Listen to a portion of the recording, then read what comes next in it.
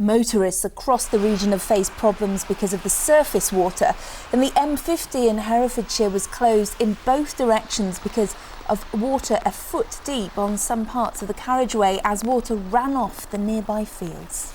Well, across the Midlands, fire services have been working hard responding to calls for help. Ross-on-Wye in Herefordshire is among the worst hit, and as Callum Watkinson reports, there's more to come.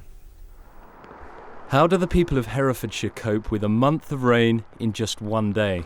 The answer is as best they can. We've had so much rain in the last 24, 48 hours that it's saturated the ground.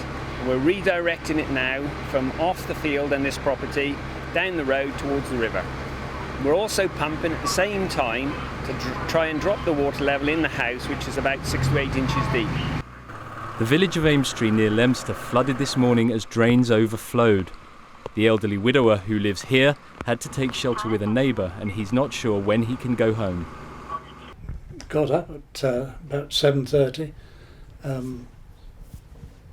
Nothing abnormal until I got downstairs and found the ground floor flooded.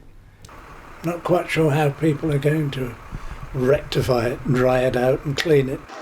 In Ross-on-Wye, a similar story. Flash floods washed out 6 houses on this street before most of the residents were even up.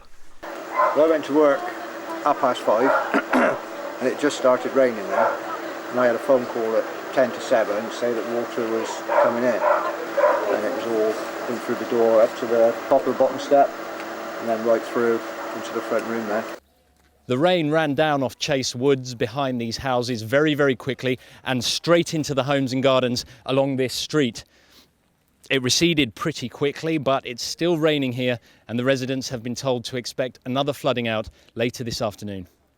Elsewhere in Ross, this school was closed and 20 elderly residents were evacuated from these bungalows when a nearby brook burst its banks. They've since gone home. A lot of the elderly people wanted to go.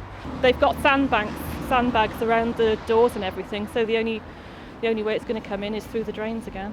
Fingers crossed. Given the forecast, it may be a decision that they regret. Callum Watkinson in Herefordshire for Central Tonight.